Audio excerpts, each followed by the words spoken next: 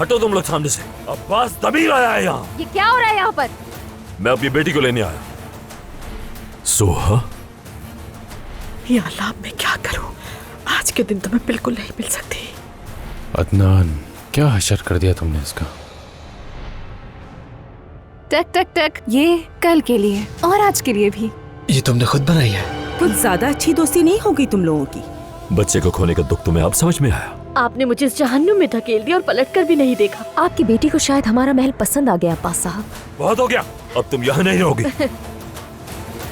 देखिए उमर भाई, जमरुद आज सुबह से घर से गायब है। वो आज उस शराबी सिनान के पास गई है ये पूछने के लिए कि मैं उससे क्या छुपा रहा हूँ। आपका पूरा नाम? जमरुद तमीर का। माफ कीजिएगा, सिस्टम में इस नाम से कोई रिकॉर्ड नहीं। अब आ गया, जमरुद कुलूलू लिखा हुआ है। ये तो शादी से पहले वाला सरनेम था मेरा।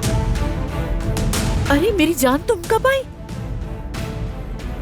अंदर कमरे में चलते हैं, यहाँ रुकना ठीक नहीं। अपनी ही शादी को छुपाना पड़ रहा है। अपनी बेटी को भी नहीं बता सकती कि मैं उसकी माँ। यहाँ के लोगों के खेल खत्म नहीं होते। क्या बताया तुम्हें उसने? सिनान साहब ऐसी कौन सी बात जानते हैं जो तुम चाहते हो कि मैं ना जानूं और तुम्हें उसका डर है?